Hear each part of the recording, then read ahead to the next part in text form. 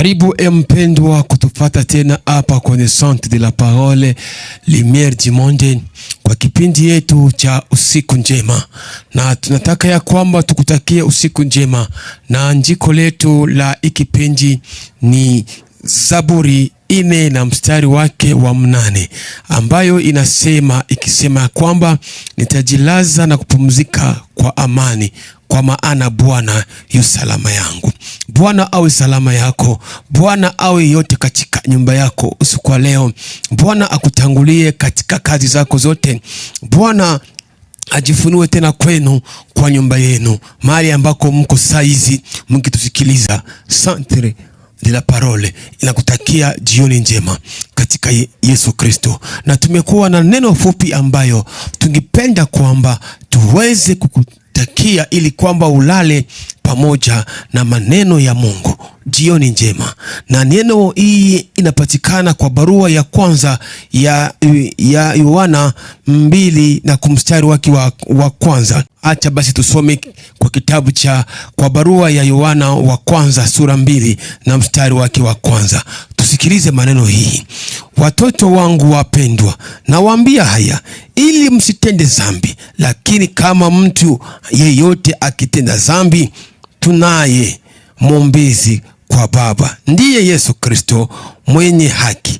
Yeye ndiye dhabihu ya upatanisho kwa ajili ya dhambi zetu, kwa ajili ya dhambi zetu, wala si kwa ajili ya dhambi zetu tu, bali pia kwa ajili ya dhambi za ulimwengu mzima. Imekuwa maneno ya Mungu ambayo Yohana anaandika. Anasema kama enyi watoto wadogo, enyi taifa la Bwana, msitende dhambi. Anaongeza chini anasema kwamba na kama mtu ametenda dhambi, hofu usikae katika moyo wako. Inakubidi ya kwamba ujue kwamba unakuwa na mtetezi ambaye anakaa mbele ya Baba, yani ni Yesu Kristo, ambaye anatuombea usiku kama gisi mchana. Na anaongeza tena anasema kama si kwetu tusi sote, ila kwa ajili ya dunia yote mzima.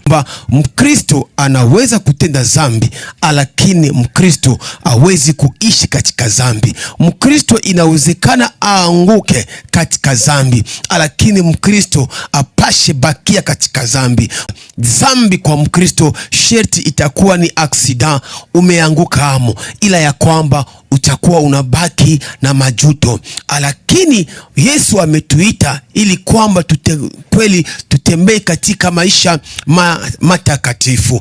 Dhambi isikuwe maisha yako, lakini utajifundisha kujua kwamba ninaweza kuanguka kwenye dhambi, lakini dhambi isiwe maisha yangu. Dhambi isikuwe mode de vie yako. Watu wengi leo anaokoka, lakini amekwisha kuelewa kwamba neema iko, anaweza kuendelea kutenda dhambi. Yohana hapa hivi anaandika, anasema kama enyi watoto wadogo, mimi nawaandikia hivi ili kwamba msitende dhambi. Shauku kubwa ambayo Mungu anataka, kitu ambacho Yohana hapa anaandika, anasema kama njoo ingekuwa preference yangu, kusionekane mfanya dhambi katikati la kundi la watoto wa Mungu. Pasionekane mtu ambaye anatembea kweli katika dhambi.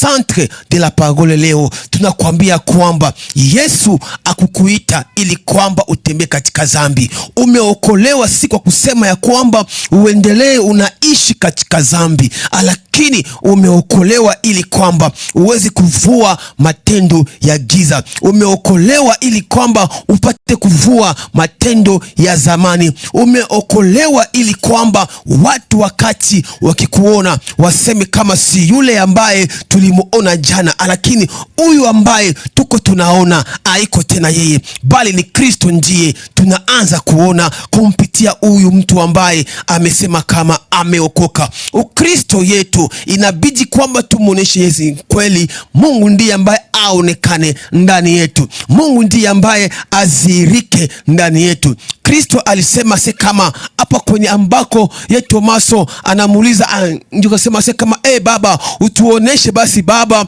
utuoneshe Baba, na ile itatutosheleza. Yesu akamwambia Tomaso, tumekaa na wewe ima siku yote, lakini mjue Baba. Wakati ambao mtu ajamuona Baba ndani ya Kristo Yesu, hawezi kukua kama ameokoka. Na wakati ambao watu wa dunia hawajaona Kristo ndani yetu, inamaanisha ya kwamba tukingaliki mbali, hatujapanda kwenye viwango vya kuwa bibi harusi kweli. Lakini hapa Yohana anasema kama mimi nawaandikia hii barua, mimi nawaambia hii mambo ili kwamba msitende dhambi. Dhambi kwa Mkristo haiko kitu ambacho unapasha kuwa unakiishi yamo. Mkristo anaweza akaanguke katika dhambi, lakini inabidi kwamba ikuwe na majuto ndani ya moyo wako. Wakati ambao mtu ameanguka, na ni kitu ambacho mtu apange, lakini leo ni ole, unakutana kama Wakristo wengi anaikala chini, anaanza kupanga dhambi, anaanza kupanga mabaya, bado haujaokoka. Yohana hapa anasema kama enyi watoto wadogo, na wasi kwamba msitende dhambi. Anaongeza chini sasa, anasema na kama mtu amejikutana kwamba kweli ameanguka katika dhambi, kama usiogope katika moyo wako. Kuna mtetezi wetu ambaye anatuombea kwa Mungu usiku na mchana. Haiko kama juu Yesu Kristo anatuombea usiku na mchana ndio maana utaendelea kuwa unatenda dhambi. Hapana, Mkristo apase kutia mwakili kwamba ninaweza kuanguka katika dhambi. Kama unajiambia kwamba kuna mtetezi, kuko muombezi ambaye anatuombea, Shetani atakukamata kwa hii andiko. Ila ya kwamba jua ya kwamba panakuwa mtetezi. Lakini kazi kubwa ambayo niko nayo kweli nami kama Mkristo, nitajikaza niue matendo ya mwili ndani mwangu. Nitajikaza kwamba Roho wa Bwana akae ndani mwangu, ili kwamba mwili isinyongoze tena, ili kwamba Yesu Kristo aone kama kuna kazi ambayo amefanya.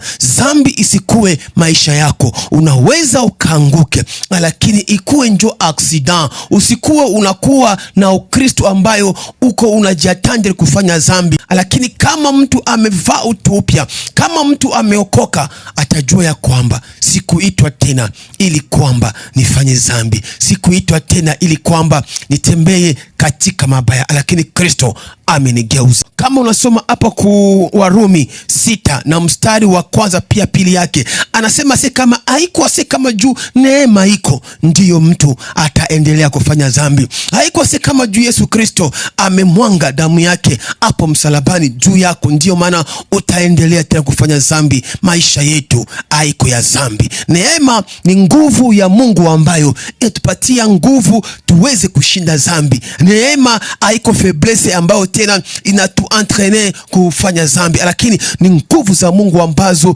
zinatusaidia tuweze kuendelea, tusitembee tena katika dhambi. Maisha ya dhambi haiko maisha yetu sisi wa Kristo. Ila ya kwamba unaweza kuanguka, lakini usibakie katika dhambi. Kama ulianguka jana, kama ulizini jana, kama uliiba, kama ulisengenya, kama ulienda kufanya mambo mabaya, ulikunya pombe, ukafanya kila dhambi yote, usiogope. Hii andiko hapa kube yake kweli Yohana hapa haiko nasema kama inawezekana mtu aendelee katika dhambi, lakini Yohana hapa iko naongea ili kwamba ukuwe na moyo wa kujuta, wa kujua kama ingawaja nilianguka katika dhambi, acha nijute, nijitambue na niende tena kwa Baba, atakusamehe. Kama umefanya dhambi, Yesu iko, rehema za Bwana ziko kwako, tubu, atakusamehe. Yeye ni mwingi wa kweli wa rehema, lakini maisha yetu ametuita ili kwamba tuwe watakatifu. Petro ndiye ambaye anaongea, anasema kama Bwana akuwaita ili kwamba muwe tena wachafu, lakini amewaita ili kwamba muwe watakatifu. Anasema kama iweni watakatifu kama jinsi yule ambaye aliyewaita ni mtakatifu. Utajikaza, nguvu za Mungu, Roho Mtakatifu akuwezeshe kutembea katika maisha matakatifu. Dhambi haiko maisha yetu.